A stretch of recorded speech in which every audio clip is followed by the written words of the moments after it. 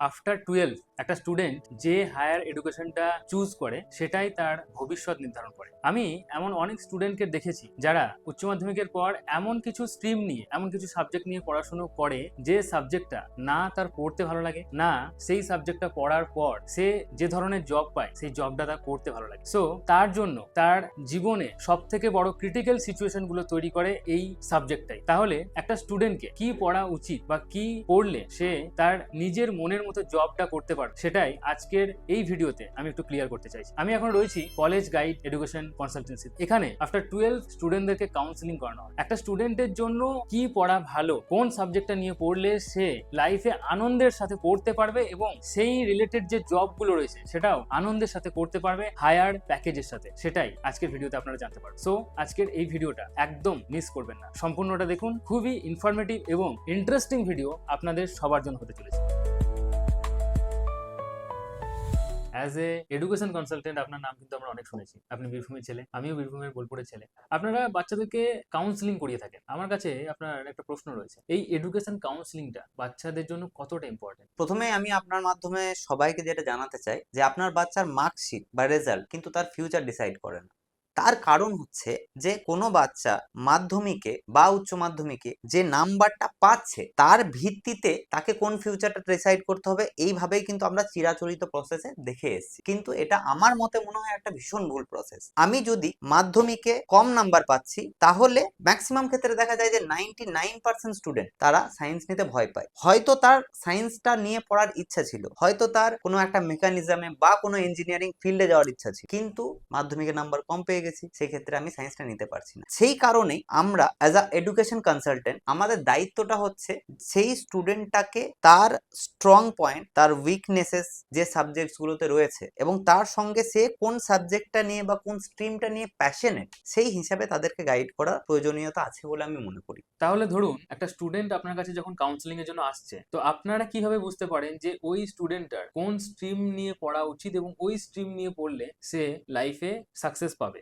আমাদের অফিসে যখন কোনো প্যারেন্টস বা স্টুডেন্ট আসেন, আমরা আমাদের দীর্ঘদিনের যে অভিজ্ঞতা রয়েছে সেই অভিজ্ঞতার মাধ্যমে এবং কিছু কোয়েশ্চেন অ্যান্সার সেশনের মাধ্যমে সামনাসামনি ওয়ান টু ওয়ান ইন্টারাকশন করলে বুঝতে পারি যে এই স্টুডেন্টটার কোন ফিল্ডে উইকনেসটা রয়েছে আর কোন ফিল্ডে তার স্কিলগুলো রয়েছে। সেই জিনিসটা অ্যানালাইজ করেই আমরা তাদেরকে সাজেস্ট করি যে কোন স্ট্রিমটা বা কোন ব্রাঞ্চ নিয়ে এগোলে তারা ভবিষ্যতে আরো বেটার করতে পারবে। আচ্ছা স্যার, আফটার কাউন্সিলিং আপনারা কি স্টুডেন্টদেরকে কলেজ সিলেকশন, অ্যাডমিশন এই সব প্রসেসগুলো তো হেল্প করেন?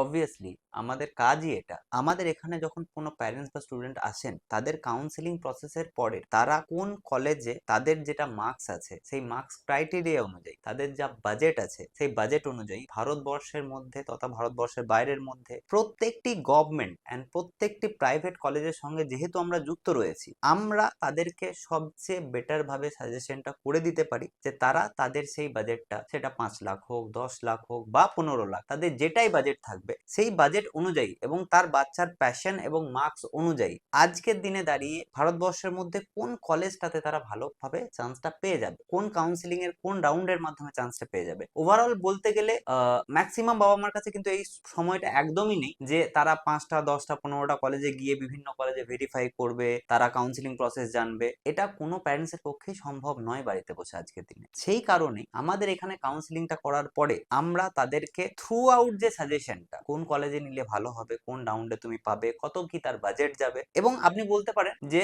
রেজিস্ট্রেশন থেকে শুরু করে মানে ফর্ম ফিল আপ থেকে শুরু করে একদম হোস্টেলে বেড অবধি বসিয়ে দিয়ে আসা অবধি আমাদের দায়িত্ব থাকে। আবার ধরুন যদি কোনো বাচ্চা বিটেক নিয়ে পড়াশোনা করতে চাইছে, তাহলে আমাদের এই পশ্চিমবঙ্গে তথা কলকাতার মধ্যে বলতে গেলে সবচেয়ে প্রথমে যেমন নাম আসবে যাদবপুর, আইআইএসটি শিবপুর, কল্যাণী, এই যে কাউন্সিলিং প্রসেস এটা আমরা হেল্প করছি। ঠিক তেমন ভাবে যদি কোনো বাচ্চা গভর্নমেন্ট কলেজ না পাচ্ছে তার মার্কস অনুযায়ী, এখানে যে বেস্ট প্রাইভেট কলেজেস গুলো রয়েছে যেমন ধরুন আইইএম, টেকনো ইন্ডিয়া, হেরিটেজ, হলদিয়া, এই সমস্ত কলেজেও এখন যেমন বিটেক এর মধ্যে সবচেয়ে পপুলার স্ট্রিম হচ্ছে কম্পিউটার সায়েন্স, তো সেইখানে সে কিভাবে অ্যাডমিশন পাবে সেই প্রসেসটাও আমরা হেল্প আউট করছি। এবং শুধু কলকাতায় না, যেমন ধরুন Bangalore is IT hub of India right now, এবং ম্যাক্সিমাম প্যারেন্টস এর উদ্দেশ্য হচ্ছে যে চাকরি তো আমাকে ব্যাঙ্গালোরেই করতে যেতে হবে, তাহলে সেই অ্যাটমসফিয়ারটা যদি আমি থ্রু আউট 4 বছর বাচ্চাকে দিতে পারি, তো ব্যাঙ্গালোরে গিয়ে তো আপনার পক্ষে পসিবল নয় সব প্রজেক্ট ভিজিট করা। তো আমরা এখানে বসেই সেই গাইডটা আপনাকে করে দিতে পারবো যে ব্যাঙ্গালোরে আপনার বাজেটে কোন কলেজটায় সবচেয়ে ভালো সার্ভিস আপনি পেতে পারেন। এবং সবচেয়ে ইম্পর্টেন্ট যেটা আমার মনে হয় শান্তনুদা, 90% লোক কিন্তু আজকের দিনে কর্পোরেট জবে সুখী নয়, এবং তার সবচেয়ে বড় কারণ হচ্ছে